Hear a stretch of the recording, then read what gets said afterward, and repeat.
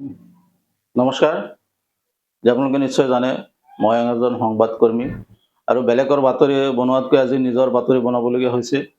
আজি নিশা আপোনাৰ মোৰ গোৱালিয়ৰৰ পৰা এটা দামৰা গৰুৰ পোৱালি চোৰে লৈ যায় দৰি কাটি, আৰু ৰূপহী থানাৰ অন্তৰ্গত বিভিন্ন ঠাইত সদায় সদায় চুৰি কাৰ্য সংঘটিত হৈ আছে আৰু পুলিচ প্ৰশাসনে নিষ্ক্ৰিয় ভূমিকা পালন কৰি আছে।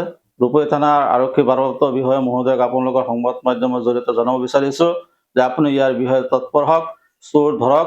আৰু এই চোৰ নহয়, এইবিলাক ডকাইত ৪-৫টা একেলগে আপোনাৰ ঘাৰি লৈ আহে আৰু এইবিলাক আহি আপোনাৰ এই দুষ্কাৰ্যবিলাক কৰি আছে, যিবিলাক মানে আমাৰ গঞা ৰাইজৰ এতিয়া অশান্তি হৈ আছে, ৰাইজৰ নিদ্ৰা হৰণ হৈছে আৰু এইবিলাকৰ লগত আৰ্মছ থাকে, এইবিলাকৰ মোকাবিলা ৰাইজ হ'ব নোৱাৰে।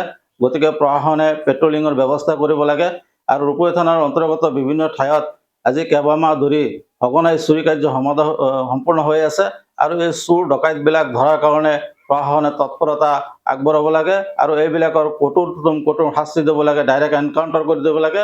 ৰাইজ অশান্তিত আছে।